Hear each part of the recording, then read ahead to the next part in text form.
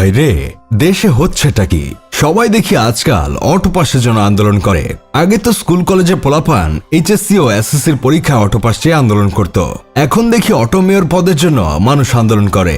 আবার দেখি নিজেই নিজেকে মেয়র দাবি করে নিজের ওয়েবসাইটে ঘোষণা দিয়ে দেয়।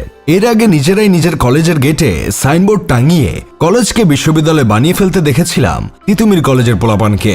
আর এখন সেম কাজটাই করতে দেখলাম আমাদের দেশের নতুন জাতির পিতাকে। তিনি দেখলাম মেয়র হওয়ার জন্য একদম বাচ্চাদের কান্নাকাটি শুরু করে দিয়েছে। এমন অবস্থা হয়েছে যে বাচ্চারা যেমন দোকানে যাওয়ার পর খেলনা না কিনে দিলে কান্না করত, এখন এদের অবস্থা দেখে সেই বাচ্চাদের কথাই মনে পড়ে যাচ্ছে। নতুন জাতির পিতা ঢাকা দক্ষিণ সিটি কর্পোরেশনের মেয়র হিসেবে দায়িত্ব বুঝিয়ে দেওয়ার দাবিতে নগর ভবনের সামনে আন্দোলন করছিল তার সমর্থকরা। টানা কয়েকদিন ধরে চলছিল এই আন্দোলন। আন্দোলনকারীরা বুধবার 21 মে সকাল 10টার মধ্যে দাবি মানা না হলে কঠোর কর্মসূচির ঘোষণা দেওয়া হবে বলে তারা জানান। তবে আমার মনে হয় কঠোর কর্মসূচিটা হতে যাচ্ছে প্রস্তাব কর্মসূচি, কারণ তারা তো এই কর্মসূচিতেই ভালো ভালো করতে পারে। এর আগে 2020 সালের 1 ফেব্রুয়ারি ঢাকা দক্ষিণ সিটি কর্পোরেশনের নির্বাচন হয়। আওয়ামী লীগের প্রার্থী শেখ ফজলিনুর তাপস মেয়র নির্বাচিত হন। ওই নির্বাচনে অনিয়ম ও দুর্নীতির অভিযোগ তুলে ফল বাতিল চেয়ে 2020 সালের 3 মার্চ মামলা করেছিলেন নতুন জাতির পিতা। গত বছর 5 আগস্ট গণ অভ্যুত্থানে আওয়ামী লীগ সরকার পতনের পর 19 আগস্ট ঢাকা দক্ষিণ সিটি কর্পোরেশনের মেয়রদের অপসারণ করা হয়। এর মধ্যে নতুন জাতির পিতার করা নির্বাচনী মামলায় চলতি বছর 27 মার্চ রায় দেন ঢাকার প্রথম যুগ্ম জেলা জজ ও নির্বাচনী ট্রাইব্যুনাল।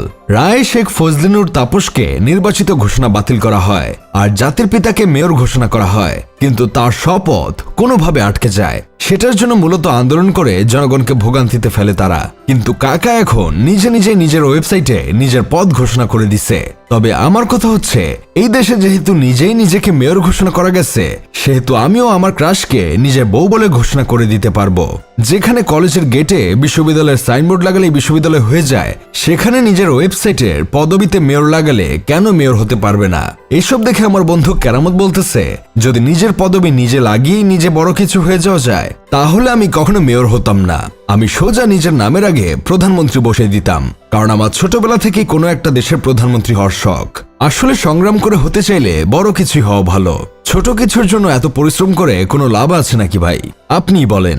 এভাবে অটো মেয়র ঘোষণার পর থেকে পাবলিক বলছে তিনি তো তিতুমির কলেজে পড়াশোনা করেন নাই, তারপরে সেখানকার ছাত্রদের মতো আচরণ করতেছে কেন? আবার কেউ বলতেছে নির্বাচন হলে তিনিই জিততে পারত, কিন্তু তার আগে এসব করে নিজেকে শুধু শুধু হাসির পাত্র বানালেন। সেদিন এক কর্মীর কল রেকর্ড ভাইরাল হয়েছিল। সেখানে একজন আরেকজনকে বলতেছিল 17 বছর খাই নাই, এবার খামু। এসব দেখলেই তো বোঝা যাচ্ছে আসলেই তারা অনেক ক্ষুধার্ত। যাই হোক, শেষমেশ আমি গোলাম হোসেন একটা কাজের কথা কই।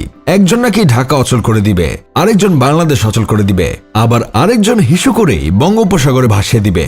এখন অবশ্যই টেনশন করছেন যে আপনারা কোথায় উঠবেন। তবে এত টেনশন করার কিছু নাই, সবাই ফখরুল সাহেবের বাসায় গিয়ে উঠবেন।